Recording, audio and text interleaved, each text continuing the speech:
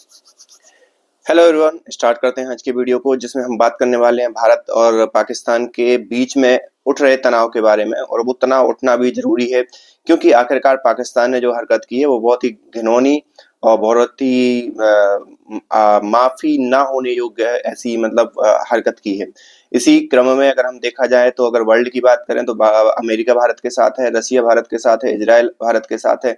China का अगर हम देखा जाए तो चाइना के जो राष्ट्रपति हैं उन्होंने कोई भाषण नहीं दिया, उनके विदेश मंत्री ने एक भाषण दिया कि हम इस घटना की निंदा करते हैं। इसका रीजन भी ये है क्योंकि चाइना का इन्वेस्टमेंट बहुत सारा जम्मू कश्मीर जो हमारा पाक अधिकृत कश्मीर है उसके अंदर हो रखा है। तो उसको बचाने के लिए चाइना नहीं चाहेगा कि किसी भी प्रकार का युद्ध हो। बेल्ट एंड रोड इनिशिएटिव का भी कराची और बलूचिस्तान में जो चल रहा है वहां पर भी चाइना का बहुत सा इन्वेस्टमेंट है।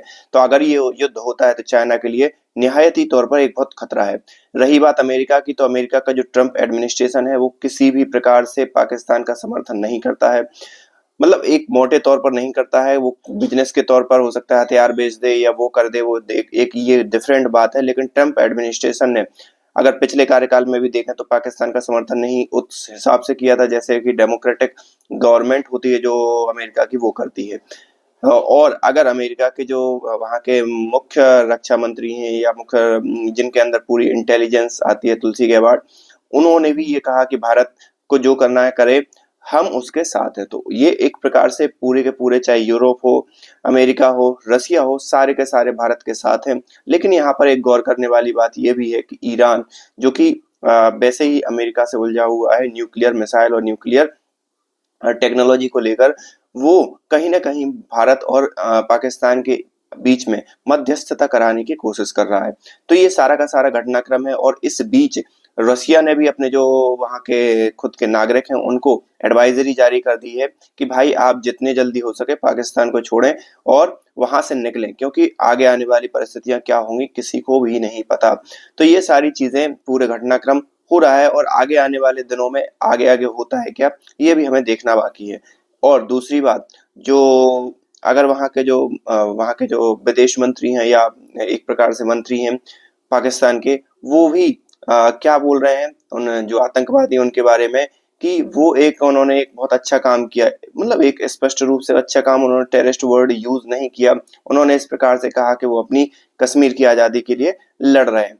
तो एक प्रकार से वो लड़ा के बोल रहे हैं या एक प्रकार से सेना का नाम दे रहे हैं। तो पाकिस्तान भी मुझे लग रहा है कि फुल ही युद्ध के मोड में है और उन्होंने भी अपने हथियार सीमा के तरफ लाने स्टार्ट कर दिए हैं। और भारत तो पैसे ही तैयारी कर रहा है।